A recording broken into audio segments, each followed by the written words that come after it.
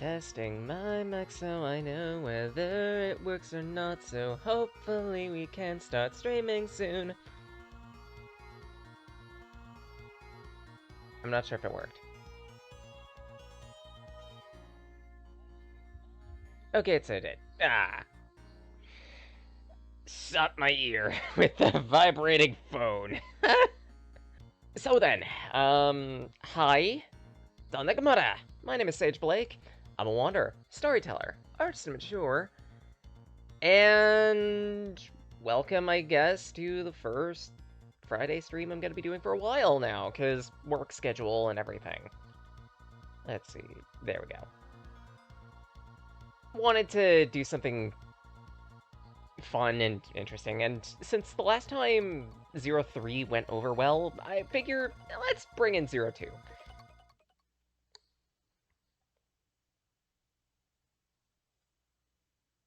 I don't know what else to say.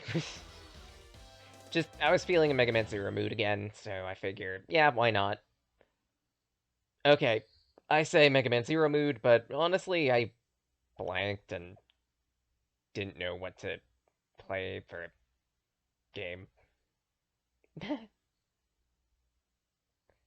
Also, showing off what's on the bottom screen right here, a nice little splash screen specifically for Zero Collection. Again, we're playing all of these off of Zero Collection, so yeah, we get some extra artworks to take a look at on occasions.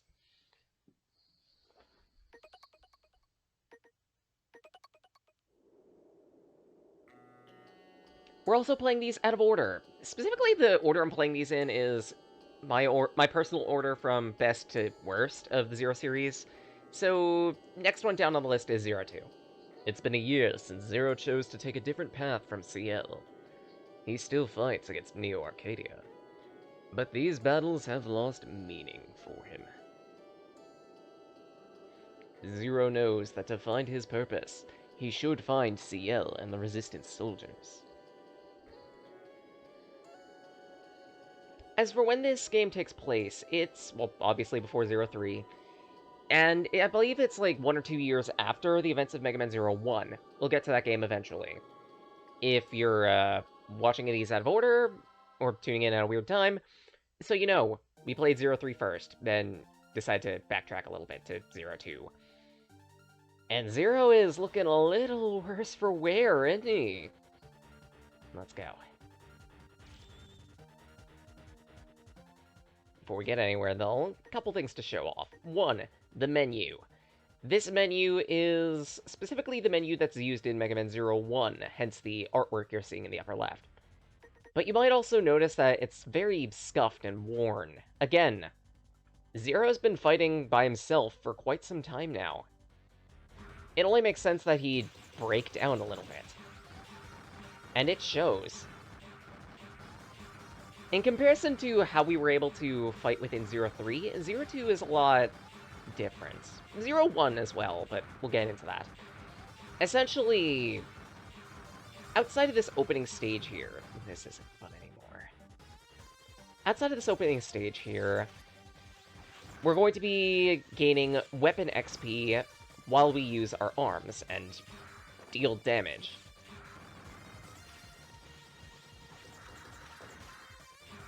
The more we hit things with a specific weapon, the more XP we get with that weapon, allowing us to use more complicated and powerful techniques in the future, such as the fully charged attacks that we've been very familiar with before. Again, for right now, we don't have access to those. We gotta make do.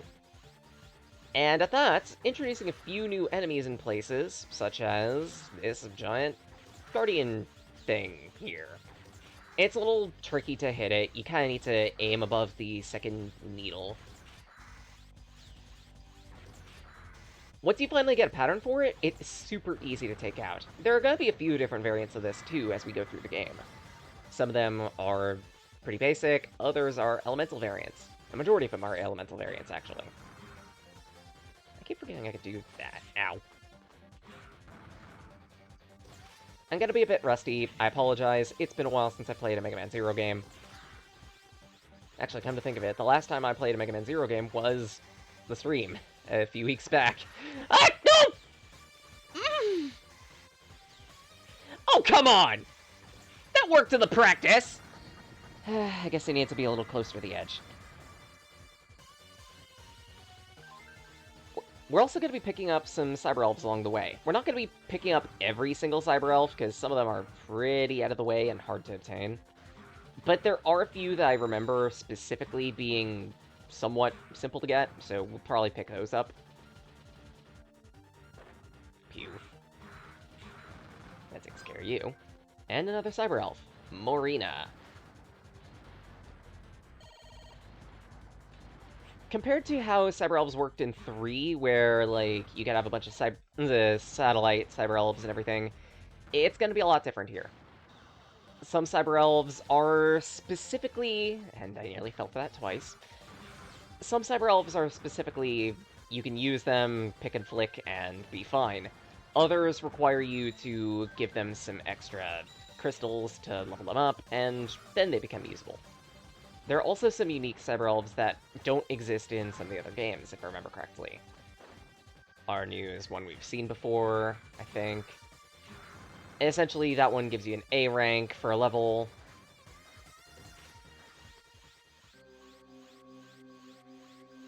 Ah, great. Guess we're being cornered. Or not. Time for our first boss. Introducing... a Scorpion. This guy's not too bad. It's a runner boss, so you kind of have to keep moving all the way to the,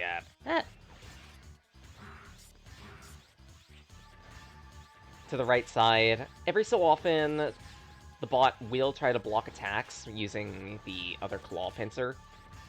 It's not a hard boss.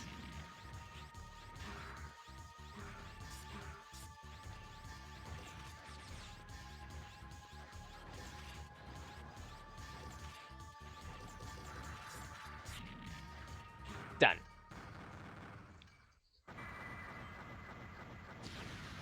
Huzzah! Just like before, same grading system, approximately. I do have one thing I do need to mention, because I got it wrong within 03. Your level is an average. Essentially, it keeps in mind the scores that you've gotten up to that point, and then adds the next score on top of it, and then averages out all the scores that you have in order to determine your level grade. This makes it even harder, believe it or not, to maintain an A rank, because it means you need to constantly and consistently perform well- OW! In stages. Hello, Muffin. My face. Hey!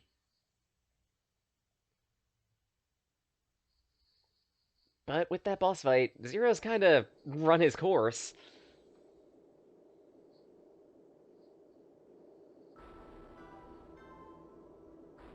You'd think he'd be completely out of the fight, but as it turns out...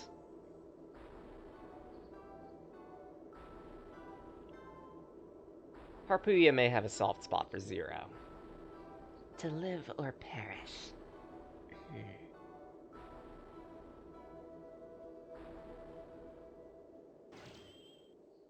Meanwhile, in an unrelated part of the world, until it starts to become related, you might be familiar with this base in 03.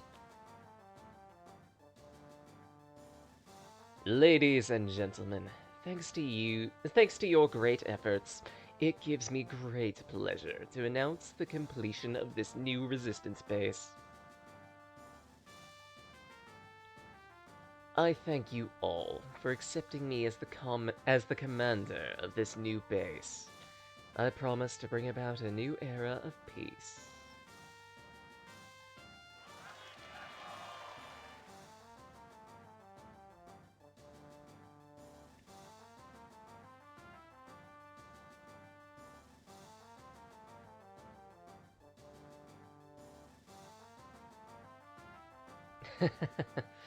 I'm still a little embarrassed when I think about being a commander. Are you sure about this? Trusting our fate to a Riploid like me. Absolutely.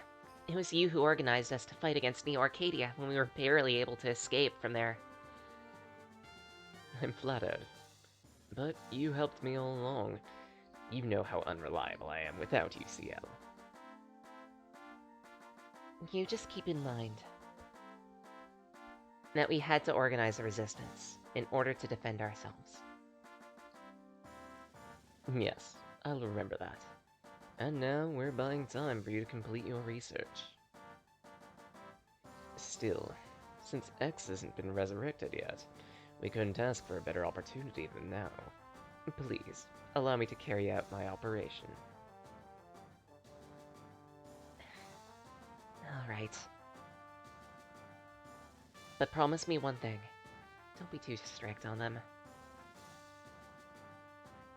You have my word. Excuse me, sir, lady. It's about Zero.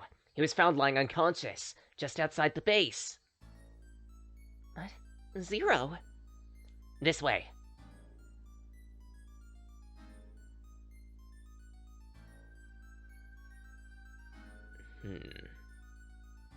Zero.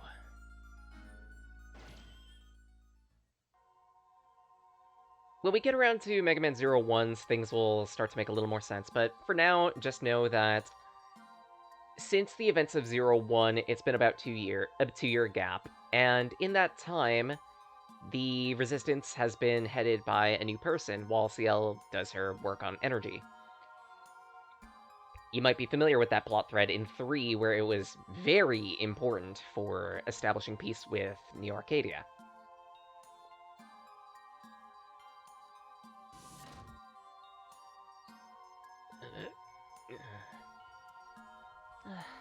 I'm glad you're alive, Zero. Zero, you're functional again. You were in rough shape. I'm amazed you're still alive. Welcome back.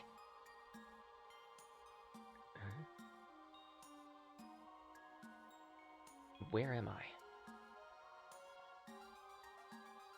You're in our new Resistance base. Thanks to you, we were able to escape from Neo Arcadia and start a new life in this place. Thank you so much. And I'm sorry we were unable to rescue you. Come on, CL. Zero must be very tired. I know you have lots to discuss with him, but why don't we let him rest for a bit? And Zero, I'm afraid that most of your weapons were broken. I fixed them up. I also created a new one, so why don't you come by later to pick it up? You haven't seen the most broken weapon in the Mega Man Zero series next to, say, the Knuckle. But we'll get to that eventually.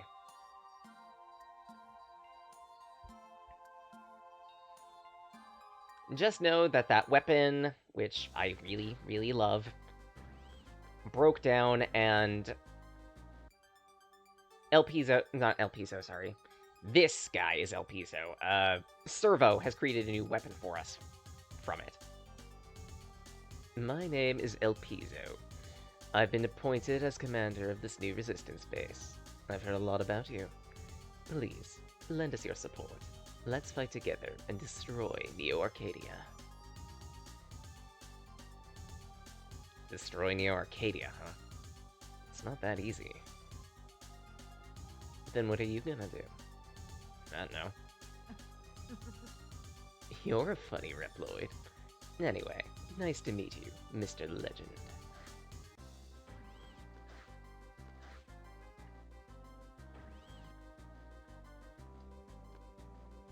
I don't know what he still is about, but hey, he seems to be fine.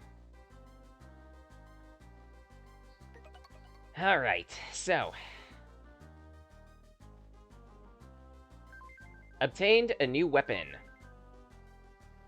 And at that, there's also new artwork to show regarding that weapon.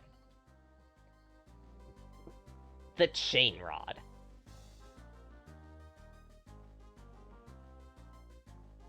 Essentially, think of it like a grappling hook. Mechanically, it's about the same as a grappling hook, too. It can launch in 7 directions, 8 if you're in the air. And if it tethers to a wall or ceiling, you could swing off of it. There are some very gimmicky things you could do with this grappling hook if you're good about it. It is possible to grapple multiple times off the ceiling and catapult yourself to places unknown like that. It requires a bit of dexterity, though. For that reason, I usually have Chain Rod as my sub-weapon in this game, with, of course, the Saber being my primary. Sometimes I switch out for the Buster, it depends. Oh, right, I need to talk to CL.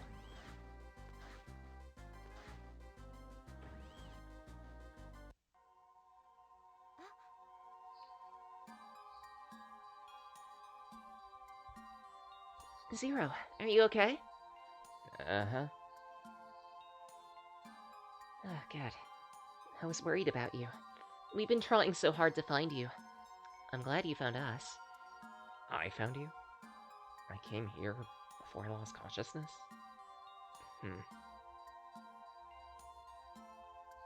Do you remember what I'm working on? I'm conducting research to help develop a subsequent energy for energy crystals. It's a great invention that could drastically change our world. Change the world. Neo Arcadia began its iron-fisted policy because of the energy shortage. In order to protect the human society, Reploids were discriminated against, labeled inferior citizens, sent to concentration camps for retirement. History shows that an energy shortage in an era usually triggers a large-scale conflict. Once a substitute energy has been developed, the destructive conflict ends. When I told this story to the Commander El Piso, he laughed at it. He does say he'll wait until I succeed, but in truth, I think he just wants to defeat Neo Arcadia, and that will bring about peace to him. I need to finish this. Bring order to the world, not through destruction, but through science. My research is almost done. I just need a little more information. At least for right now, I'll try to manage your data the best I can. So talk to me, okay? As usual, head to CL to save your progress.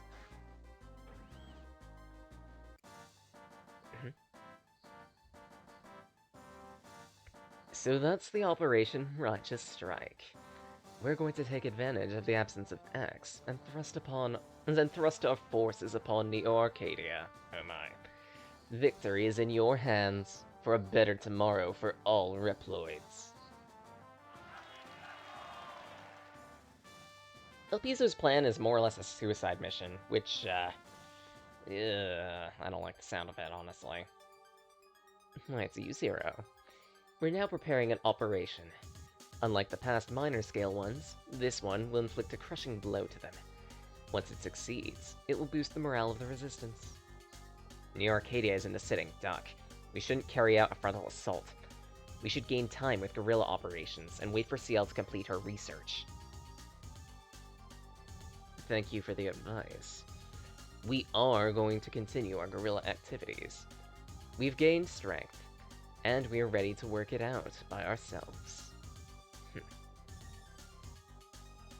I'm sorry. I was too harsh. Needless to say, we still appreciate your cooperation. Will you help? Thank you. Just like most other Mega Man Zero games, we have 4 bosses to pick from. 3 of each of the elements, and then a 4th basic element boss. Out of these bosses, I think Phoenix Magnian was one of the easier ones. I don't fully remember. All I remember is the one on the far right I am definitely going to need a weakness chip for, because that boss sucks. We'll get to why when we get to that boss, but for right now, just take my word for it.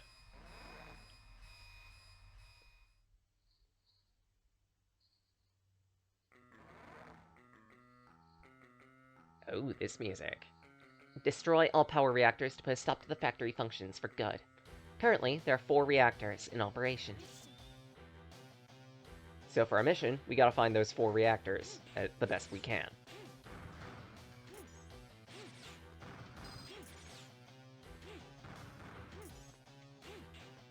And yet again, the power of the Chain Rod. It's not a bad weapon by any stretch of the word. I actually think it's a good one. Just, I feel like there are also better weapons than this in other Mega Man Zero games, if that makes sense. Don't get me wrong, it's still fun to be able to love me tether onto things. But nothing beats a recoil rod, or the other weapon that we've yet to see in Mega Man Zero 1. Or come to think of it, the Zero Knuckle. But the Zero Knuckle is the Zero Knuckle. It's unique. The big gimmick of this specific stage is a whole lot of destructibles, and we also have to deal with the generators. For the most part, these generators do have a blind spot which you can just whack them into oblivion from. They're really simple to take out.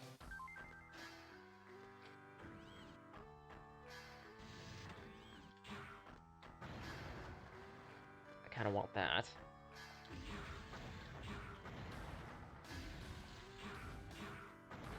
Explosions from these tellies can be used to destroy the spikes. You just gotta aim them a little precariously.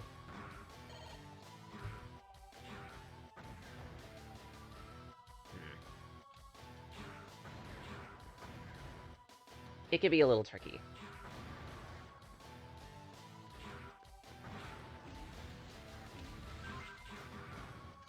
And we finally have our first Saber skill level. So now we can perform a double slash.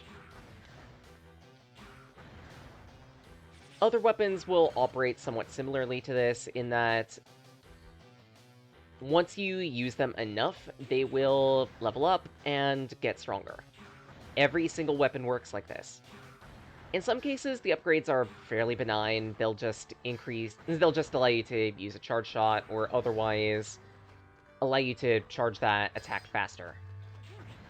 But in other cases, it does lock out valuable functions like the ability to slash 3 times.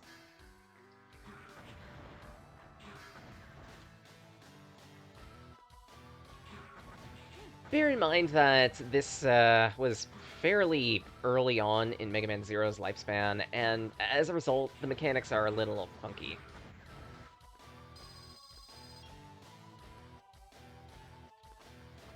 Beep. Oh, come on! So close.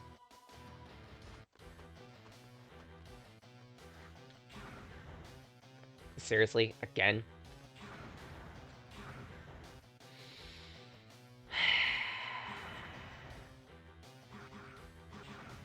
Ah, crap. I always struggle with these goddamn bombs. But again, if you want a good mission score on this stage... Ah! Thanks. Ah. Numbed into oblivion.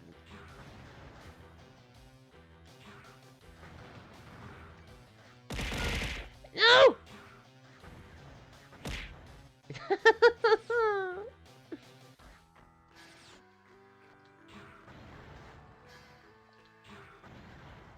Let's try to dunk it. That hit? No, it didn't. Damn it.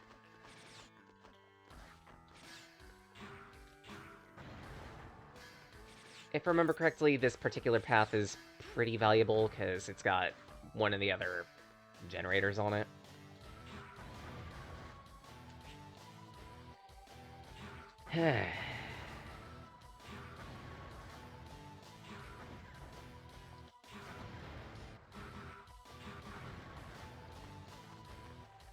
Great. Can't exactly go that way. I can do that.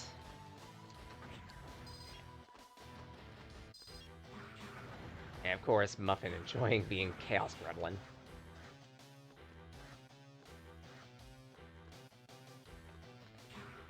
Alright, now I remember how this path works. So, there's a Cyber Elf right here, right? That's one way that works, but that's not the intended way! You're supposed to slide along that wall a whole bunch and use that to lure Telly in range so you can properly bonk it. But of course, I like to break things.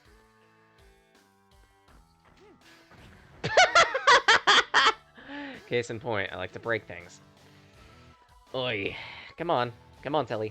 This way, please.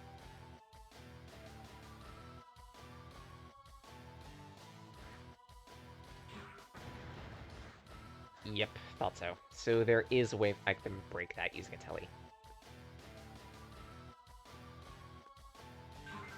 There we go. Now we have access to the triple slash. And we got a mini-boss. This guy should look at least a little bit familiar to the first boss that we fought earlier. He can be fairly dangerous. Yeah, sadly, I don't have an ice chip to chip out faster, so I gotta deal with it. Ow! Rude! I gotta deal with it the cheesy method using a whole bunch of Love Me Tether. A whole lunch of Love Me Tether. Yes, that's accurate.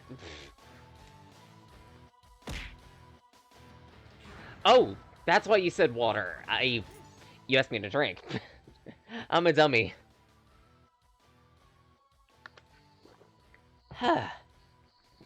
Sorry. Thank you. Appreciated.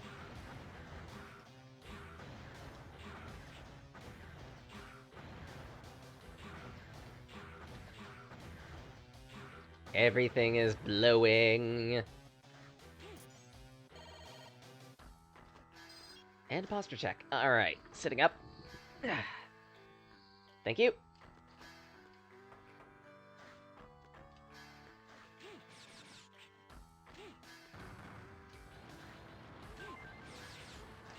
Alright, there's an upgrade to the chain rod, so now we can charge that up.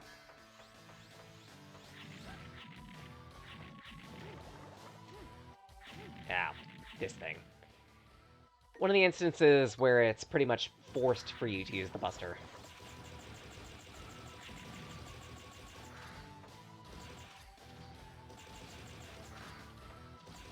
Gotta shoot myself a crab.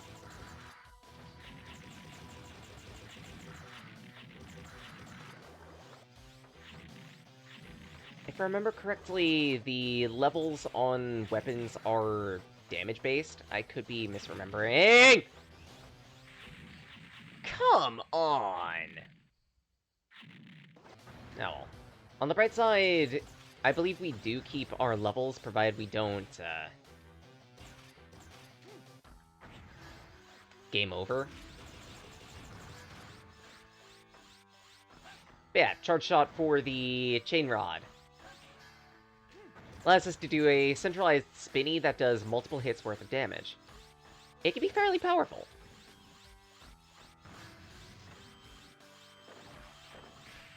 Crap, I forgot about the range on that. Actually, thinking about it, I don't need the Buster right now, so swap back out to the blade. And before this thing gets a shot off on me. 2, 3, 4, 5, 6, 7, 8. Slice. Slice.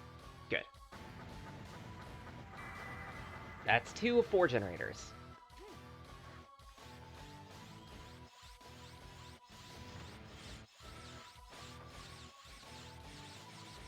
Now, if we had the ice chip, we could freeze these blocks and...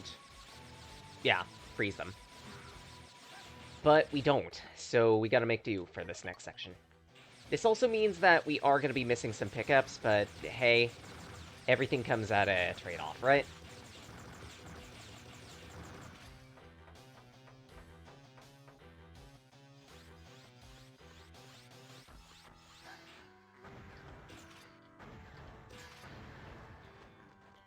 And we can slide into the nook here.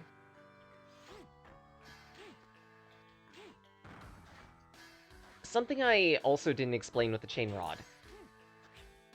Since it's a grappling hook, then there are a few cheesy shenanigans you can do with it, such as gripping pickups and pulling them around.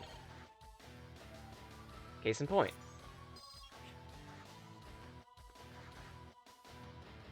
This is going to be important for at least a few different secrets in the game. Because we may be able to, say, pull them out of tiny little nooks.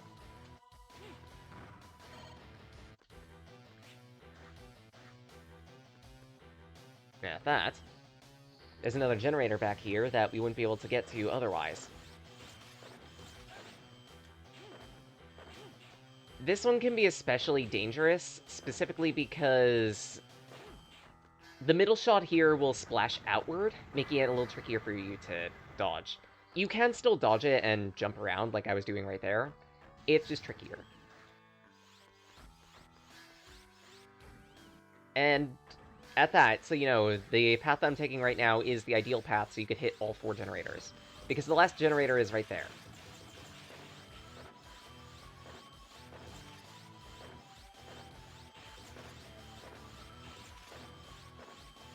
And once we take out this final generator, we are going to have a boss fight.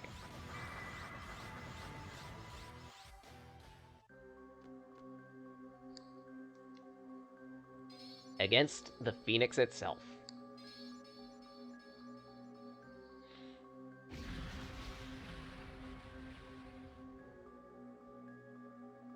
What are you doing here? How dare you fool around in my area? I'm Phoenix Magnion. I'll make you pay for this insult with my Phoenix Flame! I shall purify your evil mind.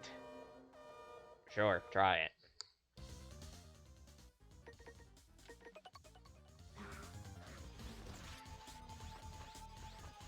Right, so Phoenix Magnion can be a fairly dangerous boss.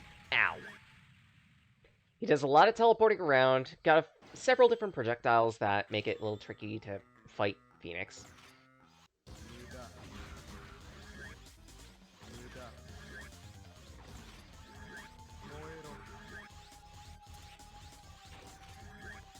There's also that attack where he essentially, you have to do a bunch of gimmicking to figure out where he is. And if you get gripped, then he gets to do that attack, which sucks. If you're quick on the draw when he does that doppelganger attack, it is possible for you to cancel the attack by hitting the actual Phoenix himself. Unfortunately, I wasn't able to do that. Crap. Oh, great. I have to start from the very beginning.